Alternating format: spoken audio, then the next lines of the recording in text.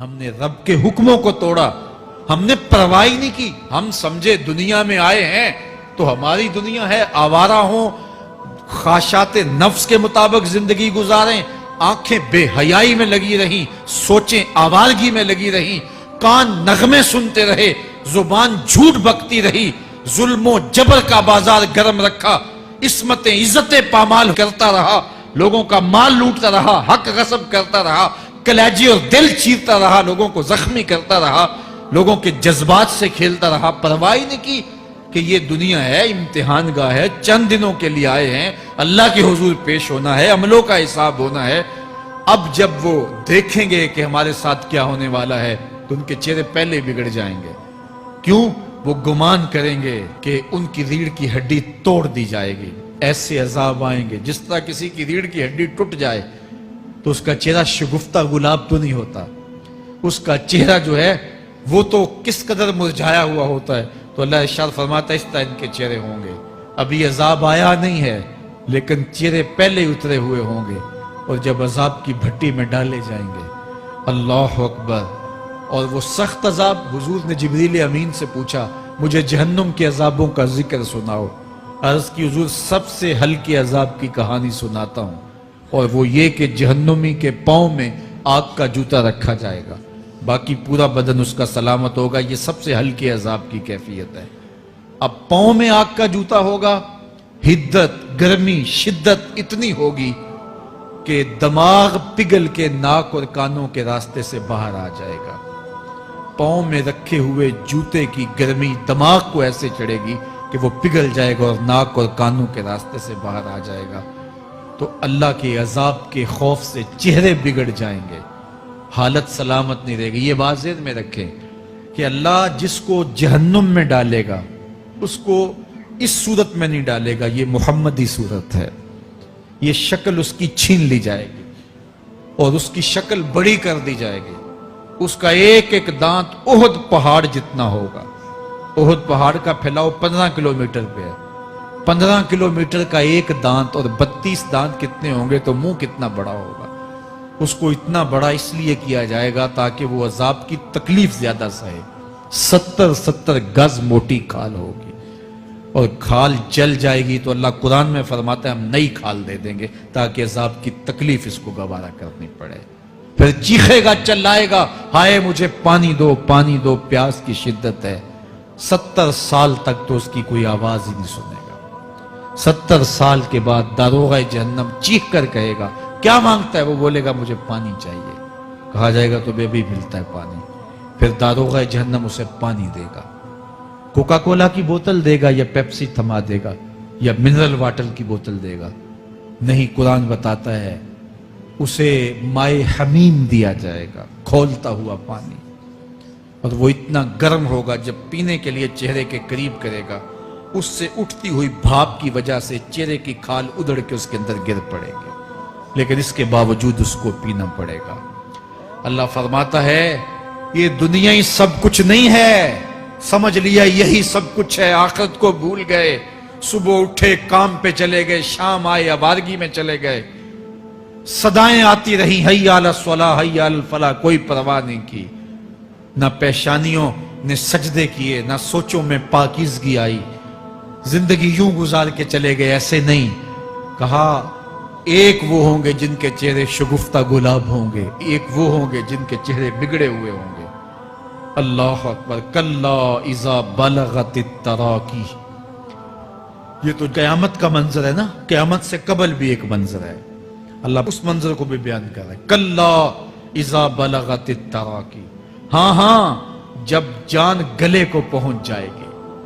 اے انسان تیرے اوپر وہ گھڑی بھی آنے والی ہے، وہ وقت بھی آنے والا ہے جب سانس اس ہنسلی میں اٹک جائے گا، جب سینے سے بھی سانس اوپر چلی گئی، اب ڈاکٹر بھی لا علاج قرار دے رہے ہیں کہ اب علاج نہیں رہا ہے، جان بس اب نکلنا چاہ رہی ہے، اور کہا جائے گا کوئی جھاڑ پھونک والا بلاؤ۔ اب ڈاکٹروں نے تو جواب دے دیا، اب سانس اٹک گئی گلے میں، چند لمحوں کی مہمان ہے۔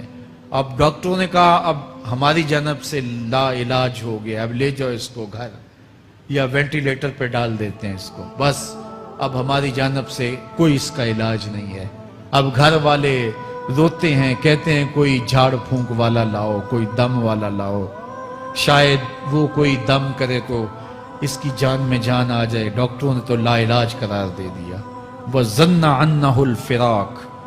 اللہ فرماتا ہے یہ تو جھاڑ پھونک والے کو ڈھونڈ رہے ہیں, لیکن جس کی سانس یہاں اٹکی ہے وہ سمجھ گیا ہے اب موت آ گئی ہے. اس کو یقین ہو گیا ہے کہ اب موت کے لمحے آ گئے ہیں, اب میں بچ نہیں پاؤں گا. اب آنکھیں تاڑے لگی ہوئی ہیں. وَالْتَفَّتِ السَّاقُ بِالسَّاقِ. پنڈلی پہ پنڈلی چڑھ رہی ہے.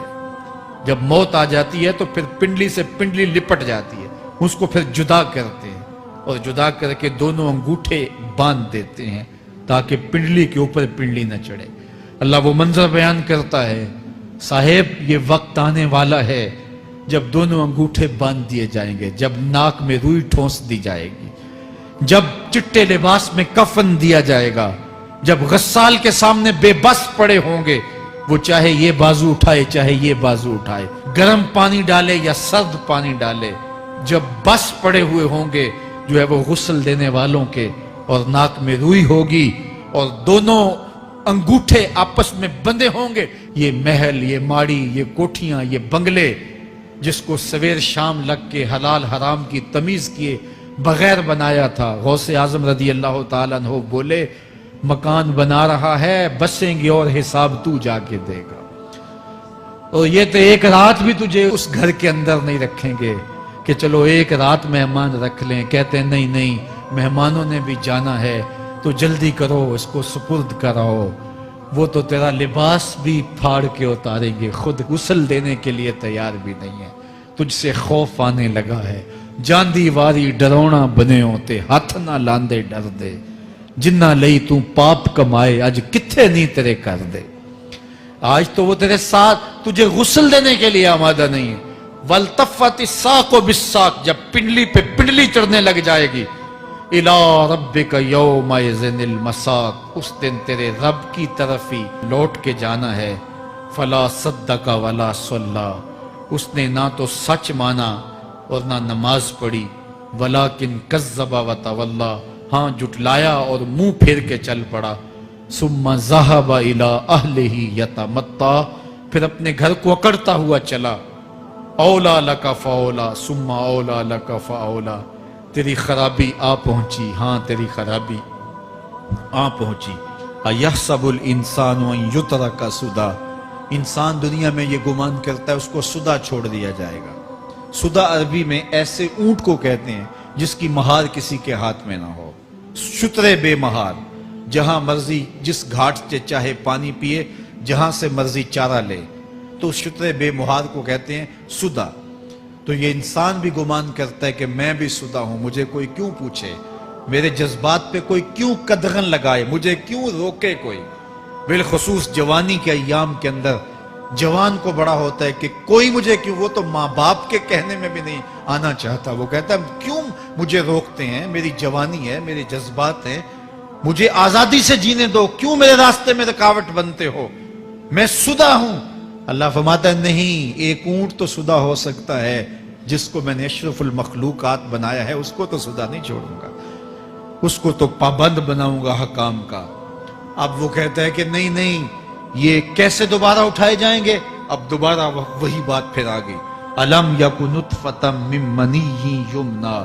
اللہ فرماتا ہے ایک بوند تھی نا, پانی کا ایک قطرہ تھا جو رحم مادر میں رکھا گیا. ثم کان علقہ, پھر وہ پانی کا قطرہ لوتھڑا بنا. فخلق فسویٰ, پھر اللہ نے اسے پیدا فرمایا اور پھر ٹھیک ہموار کیا. فجعل منہ الزوجین الذکر والانثیٰ, پھر اس سے وہ جوڑ بنائے, کوئی مرد بنایا کوئی عورت بنائی. کہا اب غور کر, اب تیری آنکھیں دیکھتی ہیں, بجلیاں چمکتی ہیں, تیری زبان کا طوطی بولتا ہے, لوگ اشش کرتے ہیں تیری گفتگو پہ, تیری گفتار پہ صدقے جاتے ہیں, تیرے لہجے کے جمال کو دیکھتے ہیں, تیرے سینے کا زور, تیرے پنجوں کی طاقت, تیری دماغ کی تیزیاں اور تیری سوچوں کے اجالے, تیری زوردار ٹانگیں, تیرے کڑیل بازو اور تیری چوڑی چھاتی, اور تیرے گلاب کی پتیوں جیسے ہونٹ، اے انسان یہ سب کچھ کہاں تراشا گیا؟ ماں کے رحم میں، اس تاریکی میں جو 3 پردوں میں تھی، تیرا سر تیرے گھٹنوں میں تھا، اور تیرے رب نے وہاں تیرے اندر نسوانیت یا رجولیت کی صلاحیتیں پیدا کی، تیری آنکھوں میں چمک پیدا کی، تیرے کانوں میں نغمے بکھیرے، تیری زبان کے پٹھوں پہ قوت ذائقہ رکھی، تجھے بولنے کی صلاحیت دی، تیرے پنجوں میں زور رکھا۔ آج تو مفتی شہر ہے، آج تو علامۃ الدہر ہے، آج تو قاضی القضات ہے، آج تو منسٹر ہے، آج تو وزیر اعظم ہے، آج تو پہلوان ہے، آج تو شہزادہ ہے، آج تو بادشاہ ہے، آج تو زوراور ہے، آج تیری طاقت کے کیا کہنے؟ آج شیروں کو تو نچا لیتا ہے، ہاتھیوں کو تو بٹھا لیتا ہے، آج تو بڑا زوراور گھڑ سوار ہے، آج تیری طاقت کے کیا کہنے؟ تو کشتی کرتا ہے، زمانہ دیکھنے آتا ہے، آج تیری طاقت کے شوہرے ہیں، تیری عظمت کے تنتنے ہیں، لیکن انسان تو ایک ناپاک قطرہ تھا اور رحم مادر میں تھا۔ تیرے اندر یہ رنگ کس نے بھرے؟ تیرے کانوں میں نغمے کس نے رکھے؟ تجھے دماغ کی قوتیں کس نے دی؟ زبان کو بولنا کس نے سکھایا؟ آنکھوں میں توانائیاں کس نے رکھی؟ تیری زبان کا طوطی بولتا ہے، یہ سلیقے کس نے دیے؟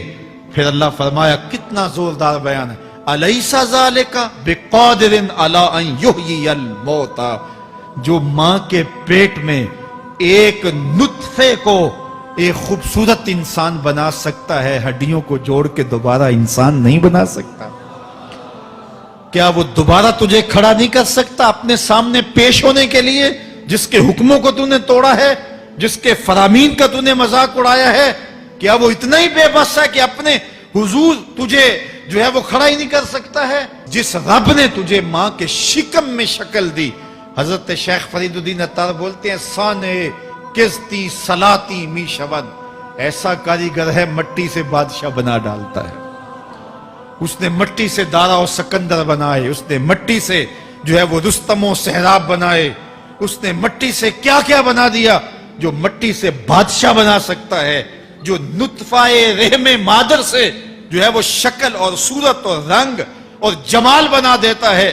تیری صورت نکھرتی ہے، تیرے ہونٹ گلابی ہیں، اور تیری نرگسی آنکھیں ہیں، تیرے ریشمی بال ہیں، اور تیری خوبصورت رنگت ہے، تو چال چلتا ہے تو لگتا ہے قیامت چل رہی ہے، تیرا قد رانا جو ہے وہ صنوبر کو شرماتا ہے، تیری گفتار کے تنتنے ہیں۔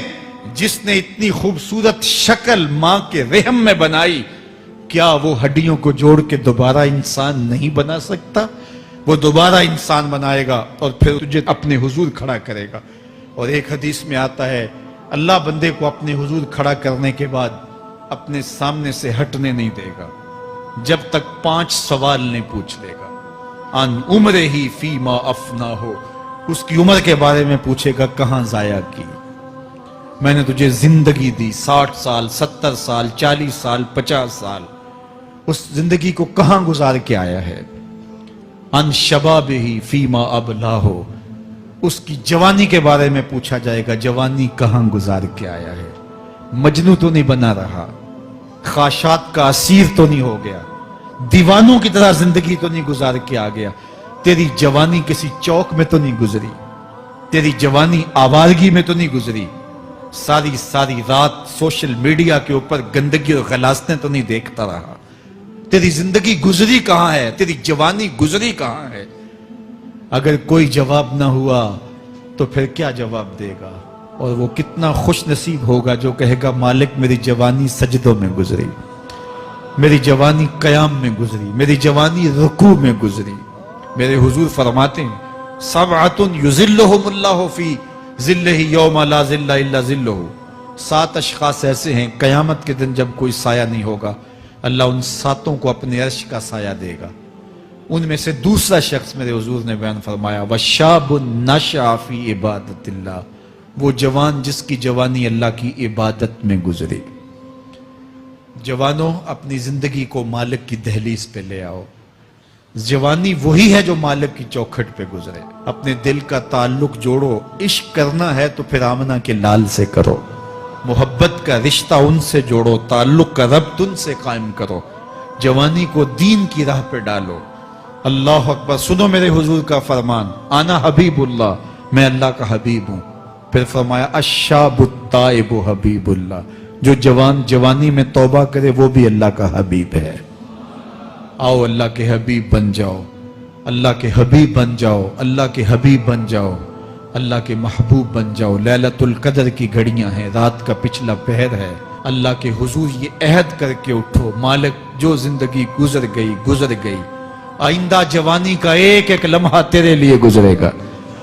جیوں گا تو تیرے لیے، مروں گا تو تیرے لیے۔ میری ایک ایک سانس تیرے نام وقف ہوئی، میری زندگی کی ایک ایک ساتھ تیرے نام وقف ہوئی۔